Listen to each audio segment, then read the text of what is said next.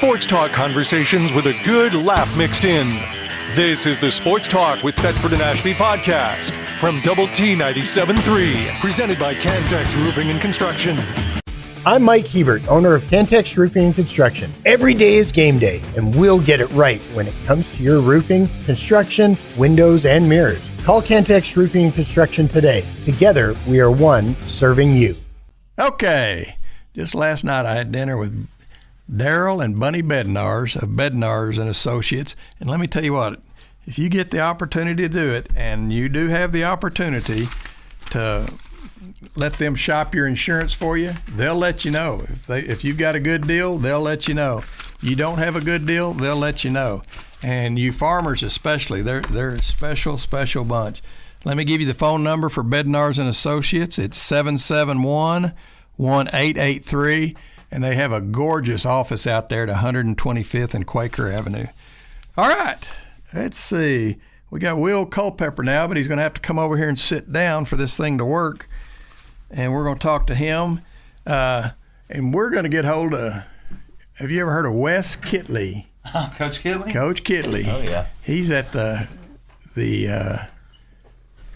Big 12 tournament, Big 12 track meet. And we're going to have him on here in a second. We're going to get you some headsets so that you can hear Coach Kittley. But anyway, Coach Kittley's one of the special guys that, and it works out good for his sport. Obviously, baseball, football, basketball, you can't hardly talk, while your deal's going on. And track, you're just sort of you're off over there, and the kids are He's kind of just wandering doing their around things. Yeah, he does a little wandering around. So. But I'm curious to see how it went. I think our high jumper might have won. I was watching it last night, and our high jumper was in first place. So, have you ever asked him who he go ahead and call him. Who he likes to watch the most?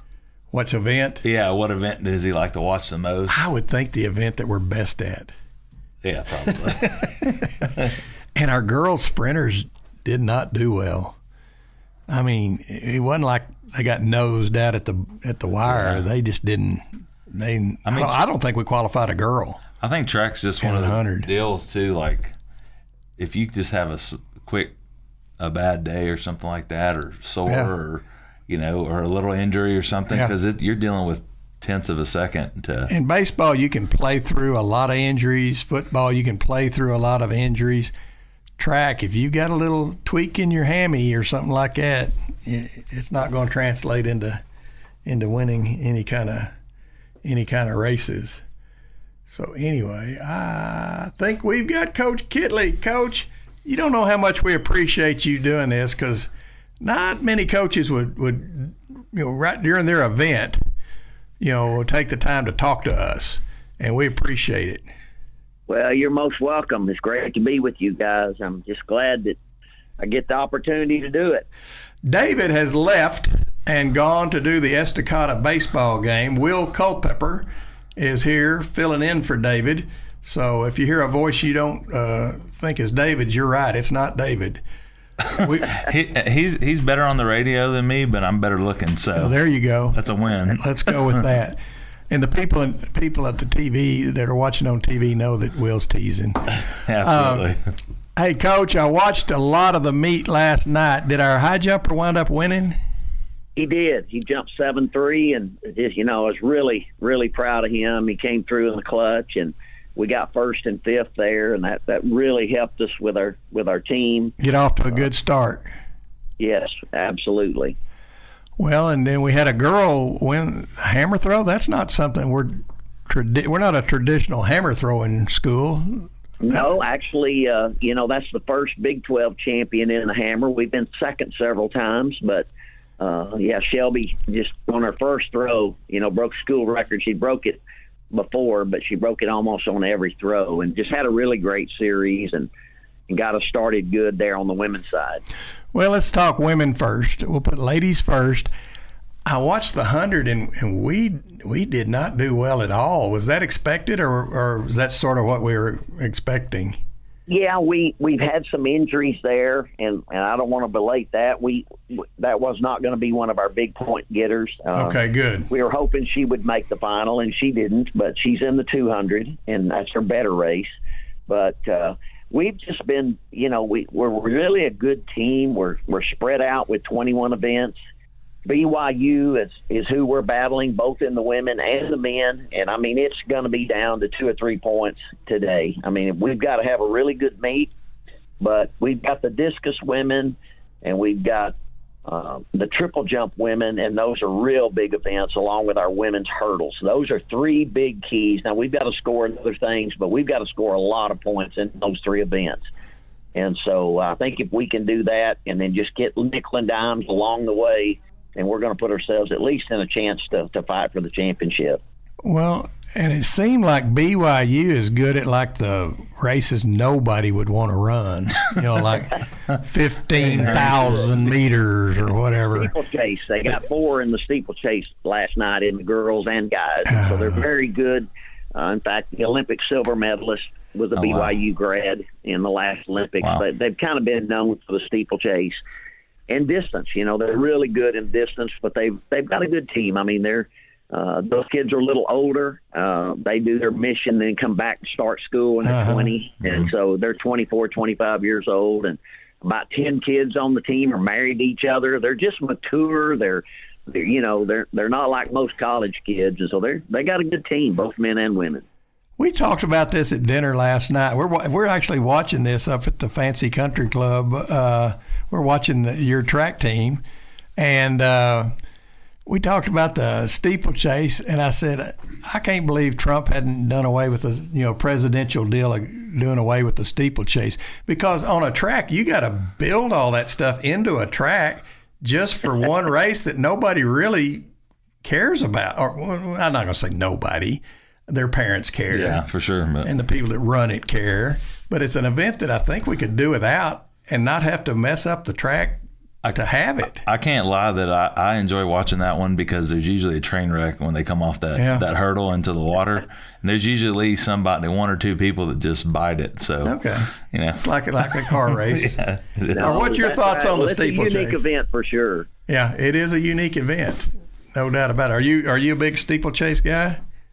Well, I mean, I like them all. Our girl got 7th, and our boy got 6th. So we had 2 steeplers that scored. Wow! So I'm hoping, when we get to the end of the day, I'm hoping those 3 and 2 points make a difference. So even though it's not, maybe our main thing, my philosophy is to try to have something in every event, because you never know year to year what's going to be strong and what's going to be weak. And so that's just the philosophy that I've tried to build this program with. And we've got 10 chances to score to their 6 in both the men and the women, and theirs are loaded in the distances, and ours is kind of spread out. And so it's just a different philosophy, but they're at, in the mountains at 5,000 feet, and that's distance, and that's kind of what they do. Yeah. That's sort of their thing, isn't it?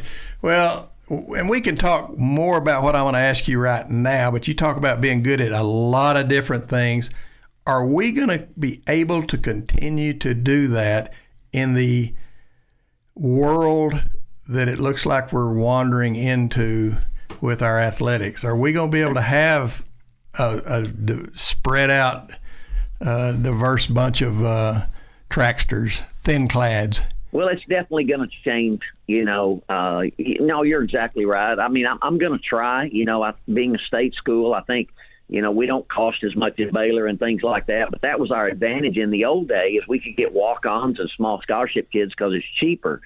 And no, I mean, when you cut the roster, I mean, unfortunately, last week was a tough week for track and field. We cut about 20 girls and 20 guys, from the team going into next year because of the new rules. And so it's going to change Coach Kittley's mindset. I mean, it's all about quality now. It's all about just getting, a smaller team, and you're going to have to pick and choose. And I'm not going to be able to have, 3 or 4 javelin throwers and 3 or 4 steeplers or 3 or 4 discus throwers. Those are one event type things. And so, we've got to change our mindset a little bit. And you're going to see weak events, I think, in certain events, and real strong events in some others. And that's just the world we live in now. Well, in the old days, they'd post a list, and if you were on the list, you could come back the next day and suit up. And if you weren't on the list, you just wandered off into the abyss, started smoking in the alley and things like that. But did you sit down with each of those 20 men and 20 women that you had to move on, or did you post a list? Yeah. Our coaches. I mean, some of my coaches helped me with some of them. We had so many. We had finals last week and the last week of school, and so. The directive from the House settlement, which still hasn't been signed off on, but the whole idea is we're paying $20.5 million to football and basketball pretty much, and the NCAA. It's not the judge that rules on this. This is the NCAA, and actually even the Power Four is like, we need other sports to be cut down so that we can afford the extra $20 million, and I get it, but it just happens to be my sport's one of those that doesn't make money, and we're gonna have to trim it down. Yeah, well, I hate that. All right, back to today. Yeah, are we in good shape right now? And, you always say we're trying to fill lanes. Did we fill some lanes? Are we in good shape, men and women? We had a little bump in the men's 400. I was real disappointed. We only qualified one. We had one of our kids was kind of a tactical area, led the whole race, and there's 6 heats. When you have 16 teams now, there's 6 heats maybe of the 400. Well, the heat winner goes, and our kid got second, thought he was safe, and he wasn't, and so that was real disappointing. But if we have a good day, I mean, I've got it at 5 to 10 points between BYU and the men, and I've got it between 4 to 5 points in the women. Wow. It's just that close. Wow. And we got to have a great day. Can we do it? Absolutely. And we're planning on it. But it's going to be tight, and we've got to have some good things happen. There's 3 big events for the women, as I said, triple jump and discus and 110 or 100 hurdles. Hey, we have to be big there. In the men, we've got to be the 110 hurdles, the 200, and probably the discus also. But we've got a little triple jump, and we got pole vault. We've got a few more things that we can get some points in, and we'll just see how it goes. But we got to show up, and I feel our kids are ready, and they know what's on the line. We'd like to do this, man. We won indoors men and women, and we'd like to win outdoors men and women. Oh, you bet, awesome. Without a doubt. Well, we appreciate you being real quickly. One more question. Out of BYU's, how many points is it going to take to win it? 70? I got about 125. Wow, somewhere okay. in 125 in both. I think about 125 to 130 is going to be somewhere that you can win, but we'll see. I'm just curious for my own knowledge here. Of BYU's, let's say they get 125 points. Yeah. How many of them would be what we'd call distance races? Oh, nearly all of it. Wow. Yeah. Wow. Well, I think they need a different sport. They scored 20-something in the steeple last night, both of them, and then they're going to get a bunch in the 1,500 and the 800 and then the 5,000. So, when you put those events out there, they're getting the majority of their points there. Yeah. They've got some good field events. They had good javelin, and they had good, those odd events. That's what they're really good at. I was about to say. Looks like that's their strategy. They're not very good at stuff you'd actually want to go watch. Yeah, they have no 100, no 200. Wow. They do have 2 400 guys. They have a good mile relay, believe it or not, but 4x1's not great. So they just specialize in really about the 800 up and field events. Could the men and women come down to the mile relay? Absolutely. Okay. We could. Okay. All right. It won't surprise me one bit, and we're really even on both sides. So what time will that be? If we get that option, I'd take it. Okay. What time will that be? We start the meet at 5:00, and I believe the 4x4 goes about till, I think it's 8:40 or something right when it goes off. So it's about 3.5 hours of running. It's not like one of those middle school meets that about 10 o'clock at night people. Yeah. All right. No, it's not that bad, but it's a long day because you got finals and everything today. Yeah. Yeah. Without a doubt. How is Kansas as a host? Oh, they really put on a good meet. They really have. It was really windy yesterday, and it made it really tough on everybody. But today's supposed to be 5 to 10 mile an hour wind and 80 degrees, so it's 85. It's going to be nice. Do they ever contemplate on like a really windy day, like wait until the next day for the pole vault? Well, they made runways on their facility that is east and west and north and south. So we lucked out yesterday, and they had to go west. They never get west wind here, they say, but they had to get at about 20 to 40 mile-an-hour gusts. So, oh, wow. Coach, have a big day today. And we got to. We're all pulling for you. I'm going to try to get them ready to go, and hopefully we can pull this thing off. Okay. All right, Coach. All right. Thanks again, Coach. Appreciate you guys. You betcha. Guns up. All right. Coach Wes Kittley. And you did the Guns Up. What's the other one? Guns Up and Wreck 'em. I'm not sure that we're going to be able to Guns Up for many more years. I'm going to keep doing it. So. I know we're a ornery bunch down here and don't want to be told what to do, but I'll be curious if in 5 years we're still Guns Up. And yeah, we'll see. I hope we are. I appreciate you coming in. Yeah, thanks for having me. Once again, it's Will Culpepper of the Double T Varsity Club. And y'all got lots of stuff going on. We got lots of stuff going on all the time. Without a doubt. In fact, last week we talked about the fun we had at the Jess Styles golf tournament and all. How many people turned out for that? Well, we maxed out the golfers, so that was 144. But then I think we had another 35 former players from different sports, mostly football, but we're out there on the golf course riding around, having a good time, and getting chaperoned, and I was babysitting a lot of people. Yeah, you would have to on a deal like that. Yeah, for sure, without a doubt. Yeah, I've heard a couple of good stories of guys that really had a good time. yeah. We curated an award for that person this year. Oh, did you really? Yeah. Is he the one that took the car head on? No, that was. I think that was before my time. But he shows up now, and he's he doesn't do as bad as he once did, I guess. Okay, well, that's good. None of us do. No, for sure. Without a doubt.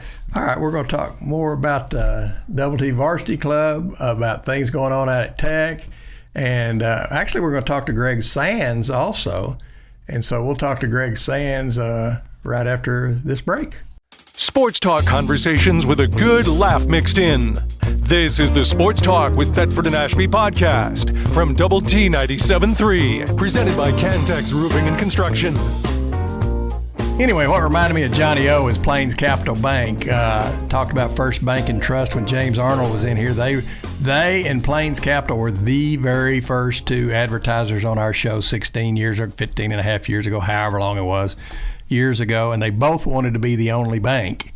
And we told them, well, neither one of you can be the only bank, but you can both be banks.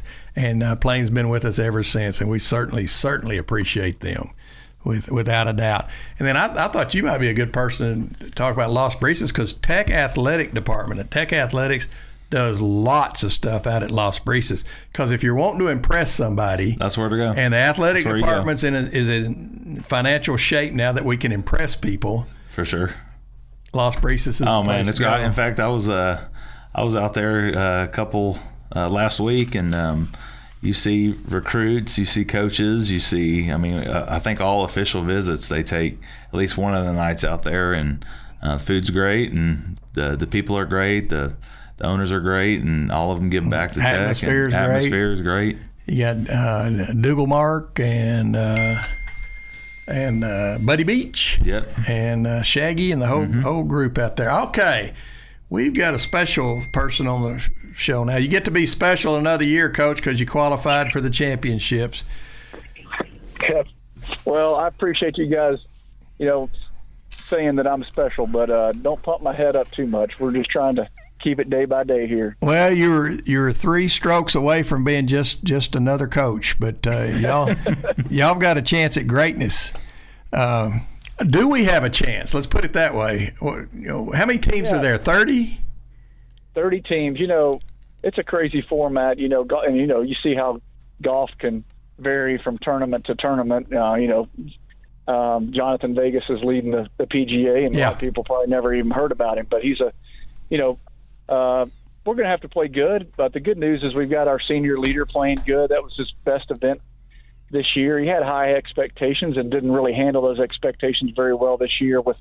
He was all the way up to number 5 in PGA Tour University. So, playing with that kind of pressure he didn't handle that well. He had kind of admitted that in the last interview he did, and so we found some things that are started working for him, and he darn near won the regional and really carried us, and that's the guy that we had that we had last year, the guy that made it all the way to the British Open and was the low amateur there.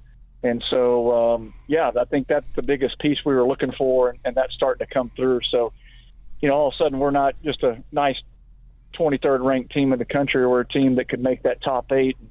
Once you make the top 8, anything can happen. Yeah, it gets interesting then, doesn't it? Yeah. And you're talking about Colin Scott, right? Yeah, exactly. Yeah, and this will be his last go for us. Is that right? It is. It's his last go around for us. He's a senior. Well, they don't have any cousins or... We got 2 out of the deal, but he's the last one that I know of that's that good. So we'll count our blessings on that one. Well, I guess it's been a good run with the Scott boys. Yeah, it sure has. They've been a joy to coach, and very talented family. Their dad was a pro and got him into golf at an early age, and it's going to be hard to not have. I'm sure they'll be still running around here from time to time. Sandy still comes in town and practices, and so we've been able to see him a few times. He's on the he was on the PGA Tour, Latin American Tour, but he got all the way up to the Korn Ferry status, and still comes in. And a lot of guys in the community are still supporting his career, so he still kind of calls this his second home. Yeah, sort of like a Ludwig. Yeah, exactly. He still comes back quite a bit, doesn't he? He does. He came back a little more when his girlfriend was still in town, but now that she's with him, we've only seen him a few times. But he still loves coming back and being involved and giving back when he can. Well, we just had Wes Kittley on the show, and he's at the track meet, up there in Lawrence. And I asked him, and I'll ask you, is this new world that we're wandering into with athletics, where the budgets are getting sort of trimmed down and things like that, how is that going to affect golf? I mean, the number of athletes and things like that. We've been operating with about 9 guys on our roster anyway, so that's not going to hurt us too much because we're going to be at 9, maybe 8 as time goes on. That won't hurt us, but it is a new era of NIL, and that's definitely crept into the recruiting, even in golf at a lower level than you're seeing, obviously, the football and basketball kids. But, we are seeing some of that, and so, we've had to pivot and try to figure out how we can get some packages put together for these kids and recruits, and especially the portal being open. We've got 2 or 3 kids that we're recruiting in the portal that we've had to put together some NIL deals through the Matador Club. So, yeah, it's interesting. You really never would have expected you're going to be doing the things you're doing, but if you don't pivot and change and act like you like it, then you're going to get beat. And so we've tried to do that, even though I don't necessarily agree with it. I try to at least embrace it and do the best I can. Is this going to affect y'all? Because y'all, I thought, man, I'd love me some golf if I could travel like those guys get to travel. Are y'all going to be, more like playing in the Paducah Open instead of over in Maui, or is it going to affect that any? No, we, Kirby's done an excellent job of really helping everything stay the same. And, we are having to tighten up a little bit here and there, but he's done a great job of allowing us to still go out and recruit, allowing us to still go travel to the places to keep competitive. And, of course, things can start to move that way, but it certainly feels at least things have settled down. The school has been very invested in keeping things as close to normal as we can with our operation budgets. So far so good, but yeah, it does feel like that things could change in that space down the road, but at least right now we feel like, we've navigated everything well. The university is helping us out with the $21 million, if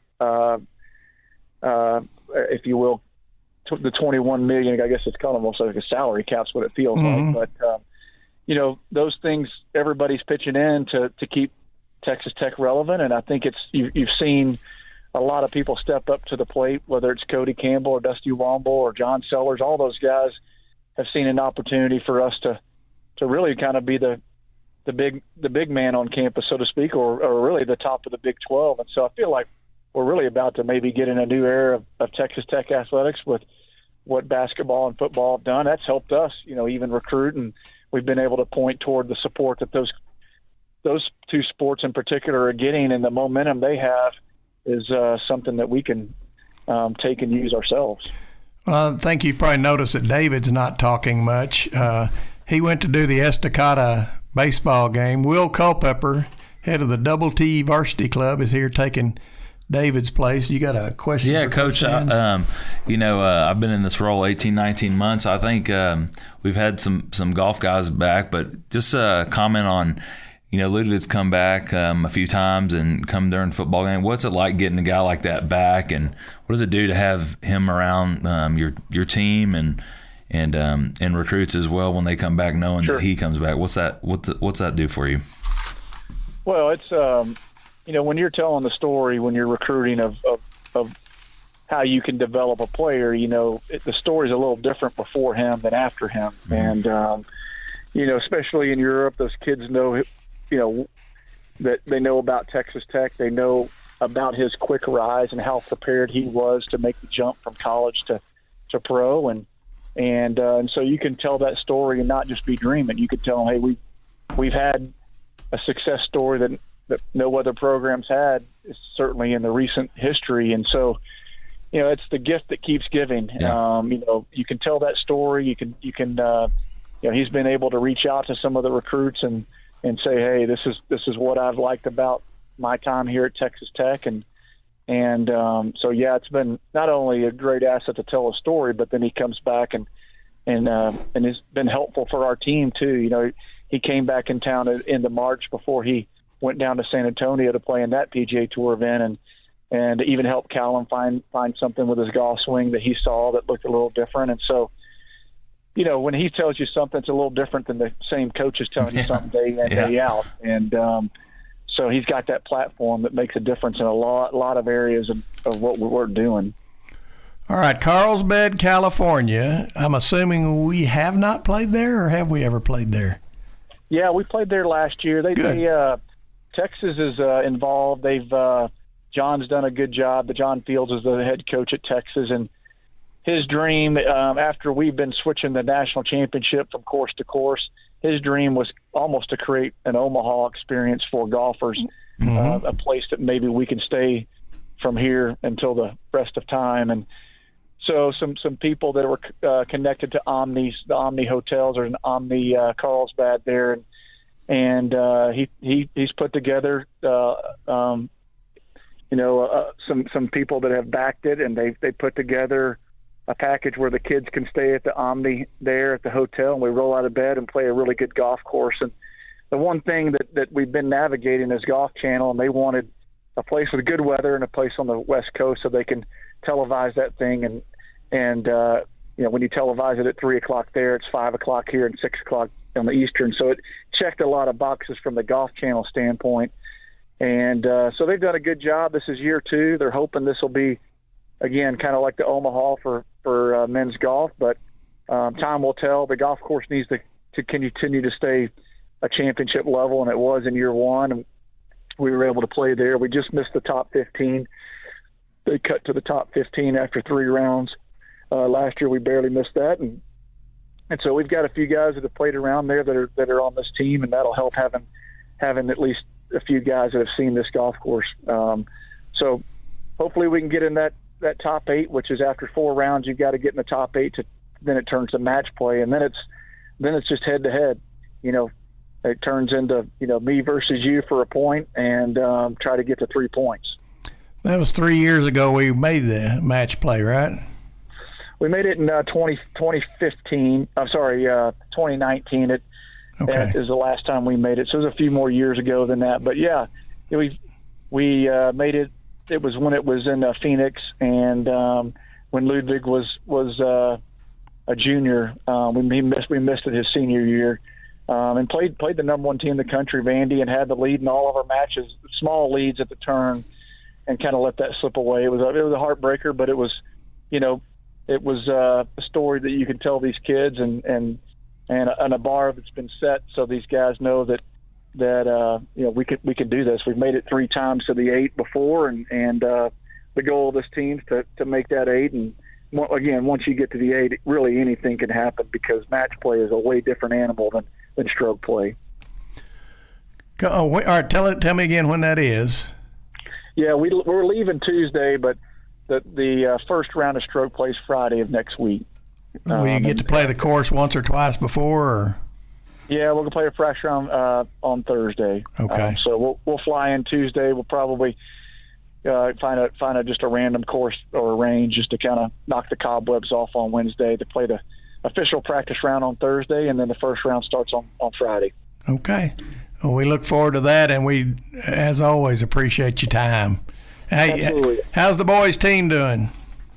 Yeah, my son Harrison, he pitched. He's not a day one pitcher, but he actually got to pitch this morning and probably had his best game. So it was fun to watch. It was, I thought you had a little extra skip in your get along. That's yeah. It's fun morning. I'm the third coach because I'm never there. I'm in and out, but the head coach has let me be a part of the staff, and it's been a lot of fun to take my mind off things and be involved in 12-year-olds' lives. It's a lot of fun. Yep. It's still a game at that age, and I like being a part of that. That's what I did with Taylor's bunch. I was the second assistant.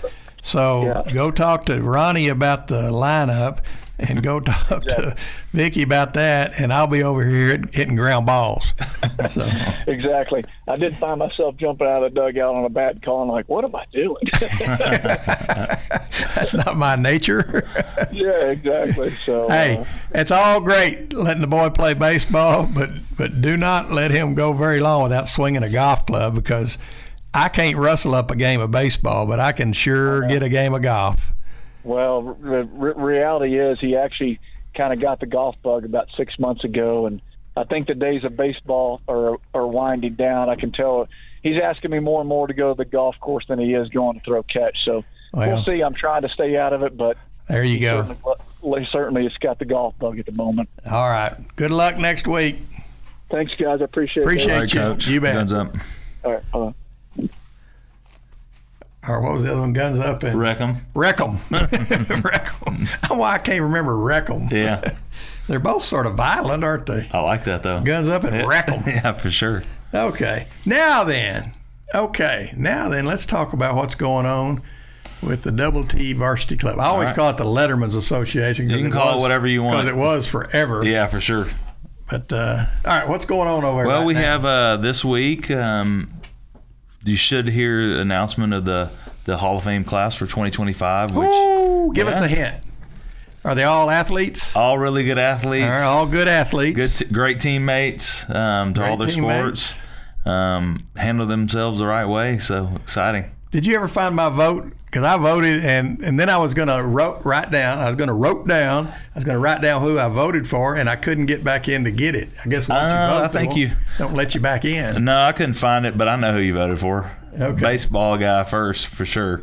Well, I spread it out. Yeah, you did. You spread the love. I spread the love on the boys and the girls. Yeah, you do, for sure. And that's a neat deal and a neat event. And you're going to announce it this week? This week. Oh, man. It's in Dowdy's hands now, so he'll be the one that whatever day he wants to do it, he'll announce it. I tell you what's neat is, just like we're on the LISD board, and you start thinking, well, we're out of. You're not out of. Oh, never. And you're a long way from being out of great athlete. Oh yeah, you're always behind. So the class will go in, and there'll be people that say, "Man, why not this person? Why not that person?" And you're patient. Just be patient. It'll happen. Yeah. So that's right. We're not going to leave anybody out that deserves to be in.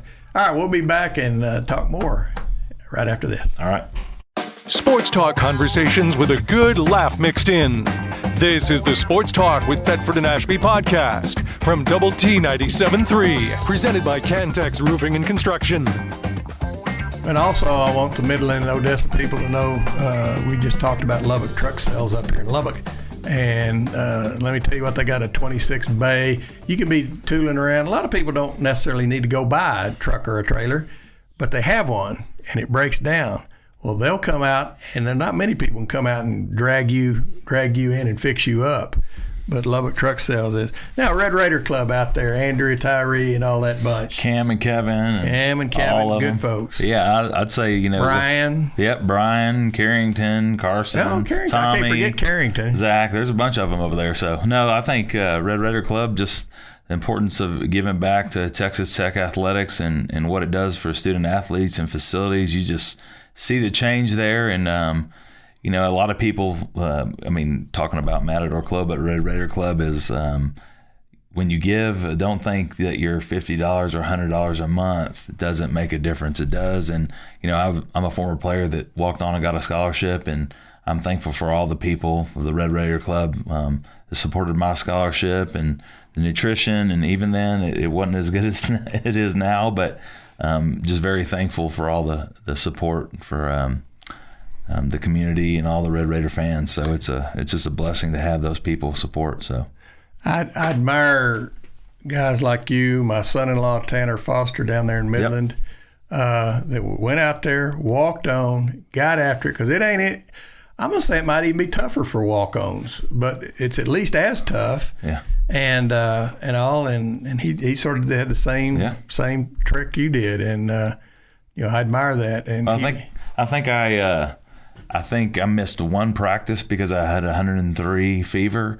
But a few years after I played, I was having some like plantar fasciitis or something in my feet when I was running, and I went and got X-rays, and I had broken ankle, bone fragments in my feet, bone chips on my ankle, bone spurs, and they were like, "Well, when'd you do this? And how long were you out?" And I'm like, "I didn't. We weren't out. We didn't get out. You played through that, so it's just part of it, Well, and there's how many of your old buddies are just in absolutely pristine condition? Oh, none of them. Not a darn one. But my knees are good. My ankles and feet still. I have some. My knees are good. My back's fine, and I still can swing the golf club. Some. How about your head? No, I'm good. How's your head? I don't know. Ask my son. It's pretty good. Yeah. My wife, some days my wife thinks I'm good. Some maybe not as good, but no, I'm good.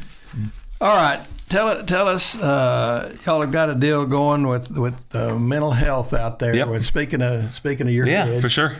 Tell us what y'all got going out there. Yeah, so last year, in fact, Texas Tech, we're hosting the National Letter Winners Association Conference this year, but last year I went to that. Wait a minute, that's a big darn deal. It really is. Now, how did we get it? And let me tell you what, they don't go to the worst school and do that sort of thing. We've got to be sort of elite. Yeah, so Texas Tech has hosted it before. It's all the letter winners associations in the country go to one place in the summer, and you discuss, everything that, things that can help former players and letter winners and their programs and what they're dealing with. And so it was in Boulder last year, and it was supposed to be at Tennessee, and they backed out because of construction, and they messaged us and said, can you guys host it again? We see your facilities online. And so obviously I talked with the athletic director, the associate athletic director, Andrea, and she got it green lighted by Kirby, and everybody was behind it because it's an opportunity for us to showcase our facilities. And so we do everything in our facilities, and we will talk about how do you make letter winners and former players give back financially or get them involved. The mental health subjects come up, and I'm going to be part of that panel. We'll talk about what's going on with the transfer portal and how do you treat letter winners that are there 1 year or 2 years and leave. And so those are all kinds of topics. That's going to be interesting. Oh, yeah, because some universities, you letter and you get everything. Some you don't. And, I think we talked about this one time when I came in. You mentioned some former player that transferred, and, would we open arms and welcome them back? And I treat them as they're part of our family no matter what. And I think it all depends on how they leave. Yeah, well, and I think if they come back and they're like, we want to be a part, and these are my teammates, I love those guys or ladies, and I want to be involved, we're going to accept them back. So I think, but So, but if they leave and they have disparaging things to say about Texas Tech and Texas Lubbock and that department, then it makes it sorry. Tough. Yeah, it makes it tough on them. I mean, they're going to have to come back and crawfish a little bit and, do some apology tours and stuff like that. So. Well, see, you're such a nice guy. I'm saying I lose their contact information. They ain't going to hear from exactly. us. If they're going to be like that, sorry, see ya. So so going back last year at the conference in Boulder, there was a couple universities, Michigan State and LSU, had started this mental health program, and it's through an organization called the Hope Desk. And so I started talking with the CEO of that organization, and obviously I love our tailgates, I love our Letter Winter Lounge that we have now during the games, and a lot of things, the golf tournament, those are great. But I also helping others, and as an athlete, when you're done, whether you run out in front of 60,000 people or on the court at 15,000 or a few thousand on the pitch in soccer or whatever the course or whatever it is you're competing in, when you're done, a lot of times in life will never have that. And so I'm thankful I had my family, my faith, my best friends, but a lot of former players really struggle with identity. And so this mental health program, it's free for all former players in their immediate family. And it's a concierge line they can call at any time, and a counselor or interventionist will answer the phone. And then wherever you live, they will direct you to therapy, psychologists, therapists, a rehab center. And so how many schools are involved in this? Because it's like a group deal. So we are the first Big 12 team, first Texas university that's in Texas that's doing this. Michigan State, LSU, us. There's a couple others and a few people talking about it. This Hope Desk group also works with the NFL Hall of Fame as well. Okay.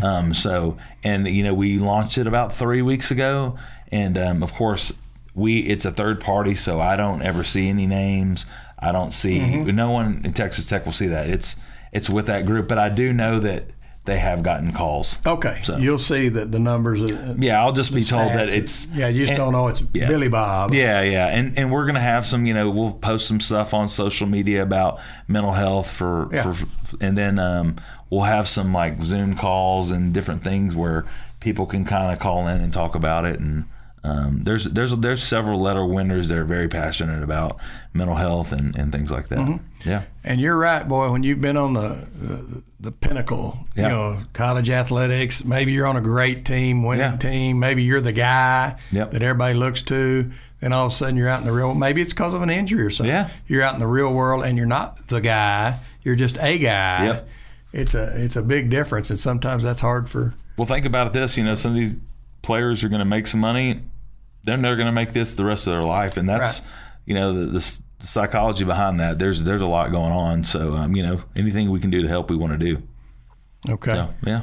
And you talk about making money. It used to be you made that money in the pro sports. Now we're making some serious walking around money. Yeah, exactly. On a lot of these guys. And what's your thoughts on that? I mean, you feel like we can't sustain this. I mean, I do think something's coming that's different. And I mean, we've talked about you guys, but I do. I'm glad that athletes make something. I mean, the university makes, without a doubt. They should make something. I think the pendulum swung all the way the other way, and as time goes by, things will come back to the middle. And I'm thankful we represent. And I work for. And one of your buddies. You and Cody Campbell are buddies, aren't you? Yeah, all definitely. Right. Okay. Is going to be on a committee, and you said they've already met? I think they've already met. I mean, I saw that online, but I think he and Saban are already talking, and I'm sure they're going to add some people to that. Well, I think Tuberville will be on there. I'm sure. Simply because, you can't coach a national championship football team and several different universities and not be somebody – because, in the Senate, there's not that many people that have that kind of resume. And I think, I know most people have probably read Cody's articles in The Athletic and the different places, but, when initially that deal came out, there were comments online about, oh, well, he's just this, oil and gas guy. and they don't know that, he was as a player, a grinder, and worked his way into a role, and so he has the experience from student athlete, but also he talks a lot about the Olympic sports, about how important they are, and in the other sports, they're how, not just the big two, if you say, how important they are for the community, for those as student athletes. And so I think you see his approach, whether it lands on that or something else. I think they're thinking about all those things. They're not just thinking about the top two or how can this be sustainable, because the importance of it for athletics for Texas Tech or any other university in those cities is just amazing, and we got to keep those going for these communities. And what they're going to run into is trying to figure out a way to keep Title IX happy and all, because when you're talking about the revenue sports, most of them aren't the girls' sport. In fact, the only ones, football, men's baseball, men's basketball. That's the only two. And so the rest of them are going to, you got to learn how are we going to deal with this and, I think still make people happy. Something's coming that's going to be better. It's just a matter of when we get there and how we get there. And I think what I appreciate is that I think you've heard them, we're aligned from the top down to everywhere in the university. And I will tell you, because I talked to a lot of letter winners associations across the country, and actually I was talking to Alabama this week because they're coming to our conference. Let's just say that we're fortunate for the leadership of our university. It's not like that everywhere, and I would, that's a kudos not only to our president, our chancellor, our regents, the foundation, the athletic director, but it's the fan base, it's the people that have committed to Matador Club, Red Raider Club. I was talking to the Alabama guy, and he said everybody in the SEC is talking about Texas Tech. Everybody within Alabama, they're like, how are they doing it, and what are they doing? And so I would just encourage you, continue, if you're supporting, continue to do that, and grab a friend, grab a family member, grab another person that's graduated, and show up to events, come back to games, give when you can, because giving's not always financial, but it's not financial as well. So we got to have people to do that. But when you come and you show up, that's just important, is giving back. Well, and then a second ago, you sort of did the Red Raider Club spot, and the Red Raider Club's always been an integral part of Texas Tech. But I don't think it's ever been any more important than the time period that we're coming into. Yep. So you talked about Kevin and Cam and Andrea and Brian, that whole bunch of folks. Who'd I miss? Carrington, Zach. Carrington, I can't forget Carson. Forget her. Yeah. Tommy, all of them. They've always been big time important, but never like they are right now. So anyway, but we're about to wrap up. We are going to come back and have a couple of minutes, but we're not going to come back. We're going to leave, and when we leave, we're gone. We will see y'all next week with more Sports Talk with Thetford and Ashby. You've been listening to the Sports Talk with Thetford and Ashby podcast from Double T 97.3. Catch the show live Saturday mornings from 9 to noon on Double T 97.3 FM or on the Double T 97.3 mobile app.